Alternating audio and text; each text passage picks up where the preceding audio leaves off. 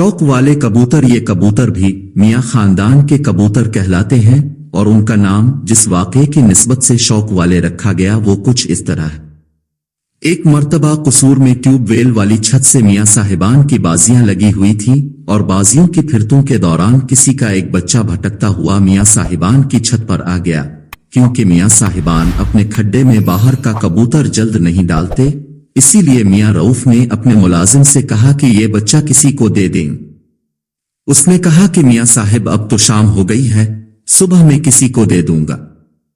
उसने रात ये बच्चा खड्डे के बाहर लकड़ी के क्रेट में बंद करके ऊपर कुछ ईंटें रख दे।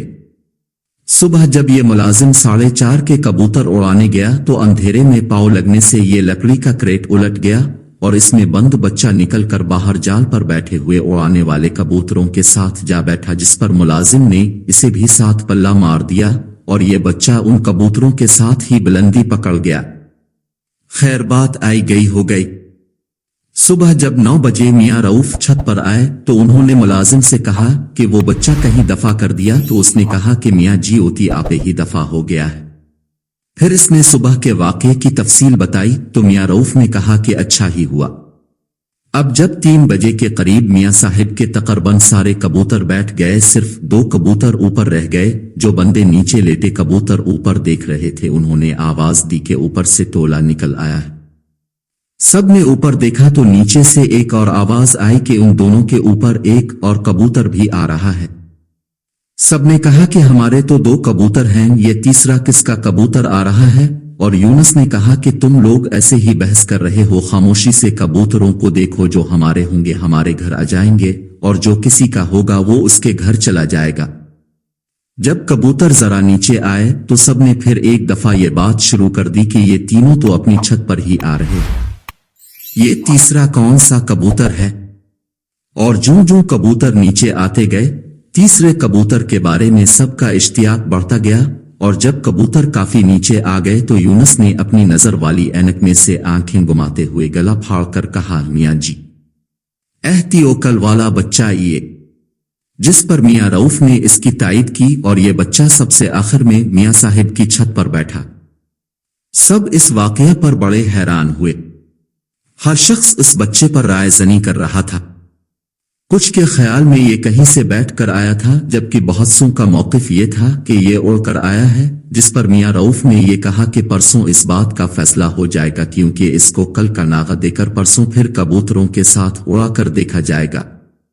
अगर ये वाकई कबूतरों के साथ ऊपर से निकल आया तो फिर ये आज भी उड़कर ही आया होगा। खैर इस बच्चे को देखने के लिए अगली उड़ान वाले दिन और भी कई लोग तजस्सुस के बाइस मियाँ साहिब की छत पर आ गए कि देखें कि ये कौन सा बच्चा है जो एक ही दिन में मियाँ साहिब के बड़े कबूतरों के साथ परवाज करके बैठ गया है। खैर सुबह कबूतरों के साथ ये बच्चा भी उड़ा दिया गया और इस रोज भी ये तकरीबन 3:30 बजे आखिरी कबूतरों के साथ आकर बैठा, जिस पर सब ने ये कहा ये वाकई उड़कर ही आता है। इसी रोज शाम को मियाँ नजीर को लियनी इस बच्चे के बारे में इत्तला की गई, जो अगली सुबह इसे देखने कसूर आए। ये बच्चा मियाँ नजीर को दिखाते हुए मियाँ रऊफ ने कहा कि भाजी इस बच्चे को उड़ने का शौक ही बहुत है। जब मियाँ नजीर ने ये बच्चा हाथ में पकड़ कर देखा तो कहा कि मियाँ रऊफ ये बच्चा उड़ान वाला ने बच्चा की जोड़े किरण वाला है। जिस पर मियाँ रऊफ ने कहा भाजी अब उसे जोड़े में डाल ले। तो मियाँ नजीर ने कहा कि मियाँ रऊफ इस बच्चे दी औलाद बड़ी नामी ग्रामी निकलेगी, और यही हुआ। मियाँ नजीर ने जब इस बच्चे को ले जाकर घर छोड़ा तो कुछ अरसे बाद ये पर झाड़ कर पट्ठा बना, जिसके साथ मियाँ नजीर वाली कबूतरी लगाई गई और इस जोड़े के जो पहले बच्चे निकले तो उन्हें ट्यूबवेल पर बजवाती हुए मियाँ नजीर ने कहा कि मियाँ रऊफ एहती शौक वाले दे बच्चे ने इंशाअल्लाह अलिफा तेरा शौक भी पूरा करेंगे। और जब उन्हें अड़ाया गया तो उन्होंने मियाँ नजीर की ये बात सच साबित कर दिखाई।